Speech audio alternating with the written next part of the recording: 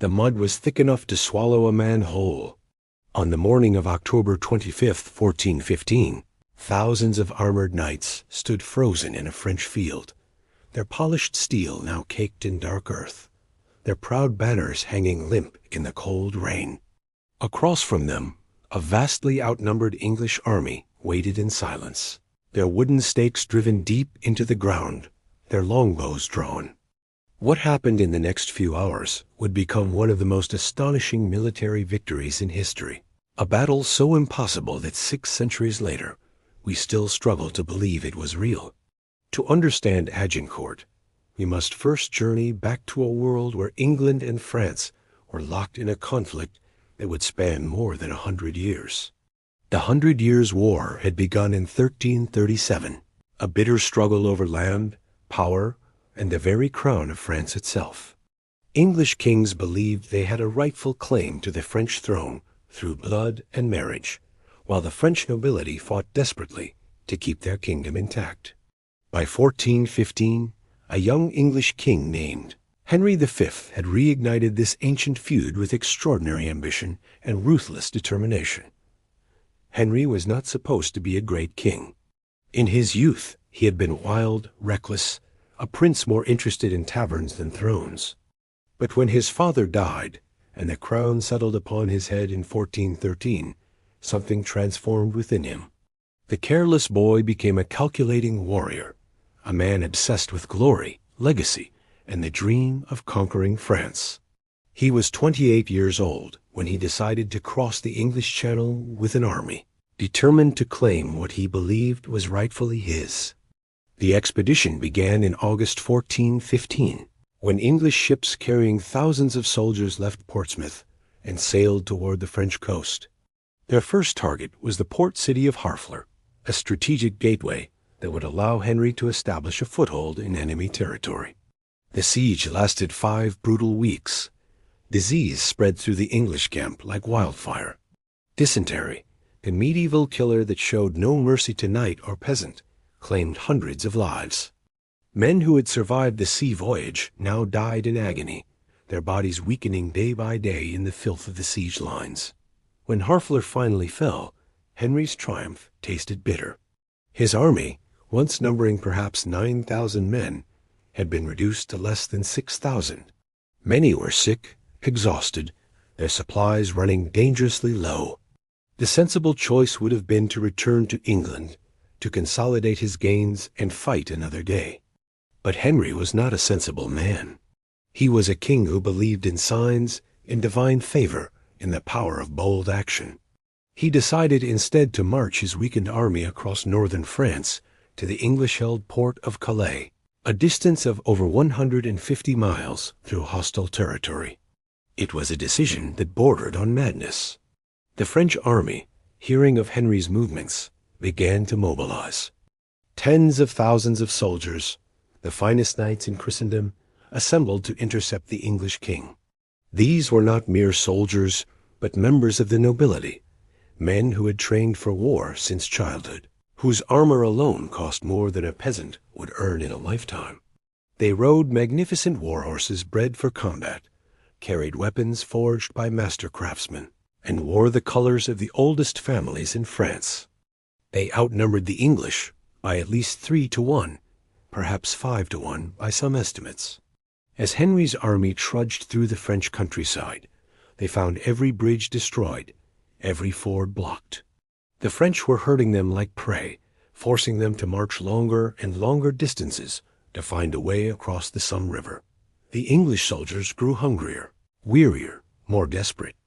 They knew an enormous French army was shadowing their movements, growing larger each day, waiting for the perfect moment to strike. When the English finally crossed the Somme on October 19th, they understood that the reckoning was coming. By October 24th, the two armies faced each other near the village of Agincourt. The English had reached the end of their strength. They had marched over 250 miles in 2.5 weeks, through rain and mud, with barely enough food to keep themselves alive. Many were sick with dysentery, so weak they could barely hold their weapons. They looked across the open fields and saw their doom arrayed in glittering steel. The French army was a sight to inspire terror. Rank upon rank of mounted knights, their lances gleaming, their horses snorting in anticipation. Behind them stood thousands of crossbowmen and men at arms, confident, well-fed, ready to annihilate the bedraggled English invaders. The French nobles were so certain of victory that they argued not about whether they would win, but about who would have the honor of capturing King Henry himself. Such a prize would bring enormous ransom and eternal glory. They made plans for the feast that would follow the battle, wagered on how many English prisoners they would take. Some French knights considered the upcoming fight an opportunity for sport, a chance to display their martial prowess against an inferior enemy. The English, they believed, were already defeated. The battle would be a mere formality. That night, the night before the battle, both camps prepared in vastly different ways. In the French lines, there was confidence, even celebration. Knights polished their armor, squires prepared horses, men drank wine, and sang songs of the victory they would achieve tomorrow. In the English camp, there was only cold, hunger, and the terrible knowledge that morning would likely bring death. Henry moved among his men in the darkness, speaking to them, trying to lift their spirits. His army was trapped, exhausted, facing impossible odds. But the king who had once been a wild prince now showed the qualities that would make him legendary. He would not surrender. He would not flee. He would fight. Dawn came gray and wet on October 25th, the feast day of Saints Crispin and Crispinian. The battlefield stretched between two woods, a narrow corridor of recently plowed farmland, softened by days of autumn rain into a quagmire of mud. This geography would prove crucial. The French army could not deploy its full numbers across the narrow field, which meant their overwhelming numerical advantage would be partially neutralized. But still, the disparity was crushing. English archers looked at the mass of French knights and knew that no amount of arrows could possibly stop such a force. The English deployed in a single line, with men-at-arms in the center and archers on both flanks.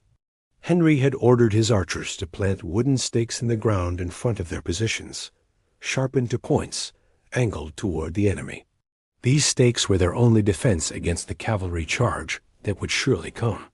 The French deployed in 3 massive divisions, all dismounted men-at-arms except for small cavalry wings on each, flank intended to scatter the English archers before the main assault. For hours, neither side moved. The French were waiting, perhaps for the English to attack uphill into their positions, perhaps simply enjoying the psychological torture of making their enemy wait for death. Finally, around 11 in the morning, Henry made a bold decision. He ordered his entire army to advance toward the French lines, close enough to bring the enemy within range of the longbow, but far enough to remain behind their protective stakes. The English archers then did what they had trained their entire lives to do. They drew their longbows, weapons that required years of practice to master, so powerful that they could penetrate armor at close range.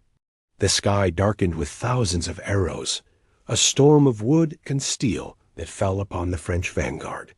Horses screamed and reared, throwing their riders. The French cavalry charge, meant to sweep away the English archers, became a disaster almost immediately. The muddy ground made every step a struggle. The horses, panicked by the arrows and the stakes, became uncontrollable. Some crashed into the French men-at-arms advancing on foot, creating chaos before the battle had truly begun. The main body of French knights, heavily armored and moving on foot through the mud, began their advance toward the English line.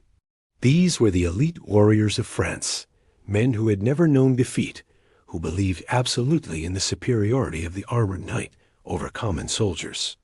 But the mud that had been churned by thousands of feet and hooves had become nearly impassable. With every step, their heavy armor dragged them down. The narrow battlefield meant they were packed together, shoulder to shoulder, unable to properly wield their weapons.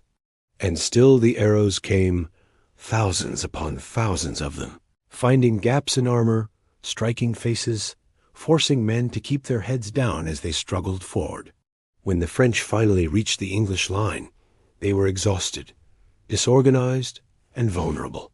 The English men-at-arms, lighter in armor and fighting from a defensive position, held firm. What should have been a glorious cavalry charge followed by a triumphant advance had become a grinding, desperate melee in sucking mud. French knights, the finest in Europe, found themselves unable to use their training or their superior equipment. They fell, and as they fell in their heavy armor, they could not get up. The mud became their grave. The English archers, seeing the French advance stalling, abandoned their bows and joined the fight with swords, axes, and hammers. Peasant boys who would never have been allowed to challenge a knight in single combat now pulled armored nobles from their horses and beat them to death in the mud. The social order of medieval warfare, where noble fought noble according to the rules of chivalry, collapsed completely. This was not a tournament. This was slaughter. The second wave of French men-at-arms, seeing the first wave faltering, pressed forward into the same killing ground. They climbed over the bodies of their fallen comrades, only to meet the same fate. The narrow battlefield became a charnel house, a place where the flower of French nobility died in the mud, where the old certainties of medieval warfare were drowned in blood and rain. Then came a moment that would stain Henry's victory with controversy forever. In the midst of the battle, a French force attacked the English baggage train at the rear. Henry, fearing a coordinated assault from behind and desperately needing every man on the front line, made a terrible decision. He ordered the execution of French prisoners. In medieval warfare, noble prisoners were valuable, sources of ransom and political leverage. To kill them was both a waste and a violation of the chivalric code. But Henry was not fighting a chivalric battle anymore.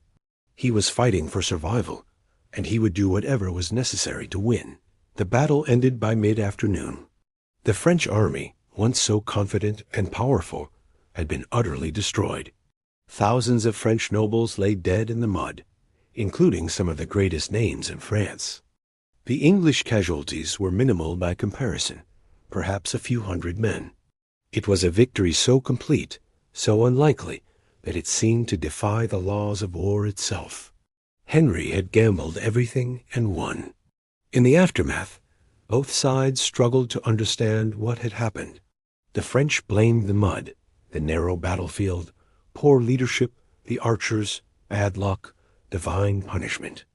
The English saw the hand of God, proof that their cause was just, that Henry was destined for greatness. The truth lay somewhere in between, in the complex interaction of terrain, tactics, technology, and the unpredictable chaos of battle. The longbow had proved its worth, but more than that, the old model of medieval warfare, where armored knights dominated the battlefield, had been shattered beyond repair. Agincourt made Henry a legend. He would spend the next 5 years conquering much of northern France, forcing the French king to recognize him as heir to the throne. But he would die young, at 35, before he could fully realize his dream of uniting England and France. The 100 Years' War would continue for another 30 years after his death, and ultimately, France would drive the English from their land. Henry's conquest would crumble, and his impossible dream would die with him. Yet Agincourt lived on in memory, became a symbol, a story told and retold. It became a tale about courage against impossible odds, about the common man defeating the aristocrat, about English defiance and French tragedy. Shakespeare would immortalize it in his play Henry V, putting words into the king's mouth that would echo through centuries. The St. Crispin's Day speech, the promise that those who fought at Agincourt would be remembered forever. But beneath the legend lies a harder truth. Agincourt was not a tale of chivalry or noble combat. It was a medieval horror show, where the finest warriors in Europe drowned in mud, where prisoners were murdered, where the rules that were supposed to govern warfare broke down completely. It was a victory built on desperation, on revolutionary military technology, on the willingness to abandon every convention when survival demanded it. It showed that in war, training and equipment and nobility of birth mean nothing when the ground itself conspires against you, when your enemy is willing to break every rule to survive.